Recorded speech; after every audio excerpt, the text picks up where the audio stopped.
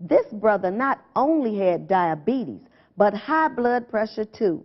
And his doctor said to him, whatever it is that you're taking, don't come off of it. And he said, don't you worry, doctor, I won't. Right. Let's watch his testimony. All right. My blood pressure was kind of high, but my sugar was worse than the blood pressure.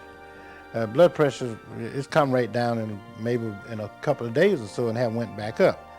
The sugar took about maybe a month or so until I went back to the doctor and he checked my sugar out. See, my sugar was about 500 and it stayed about 400 or 500. And I don't know why I didn't have a stroke, but God was with me. Didn't allow it to happen. I didn't know how dangerous sugar was. He said, man, your sugar have been high as 550. I didn't want to tell you. He said, but it's perfect now. He said, I don't know what you've been doing, but you keep on taking it. Don't you stop. I said, Doc, I'm not going to stop. I have several different medical conditions. I have diabetes, thyroid, kidney problems. Was one step away from going on dialysis before I started taking the tea. And since I've taken it, my kidney function is extremely better. I don't have to go on dialysis. Have you ever been afraid of suffering a heart attack or a stroke due to high blood pressure?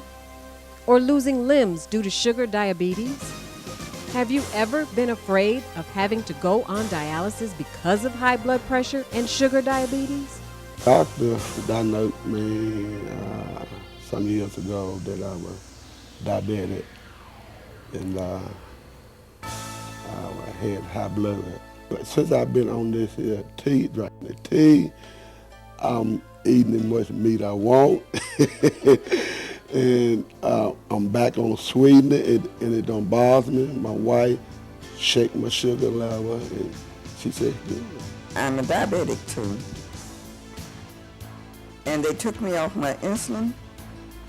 I was on the pills and then they put me on insulin.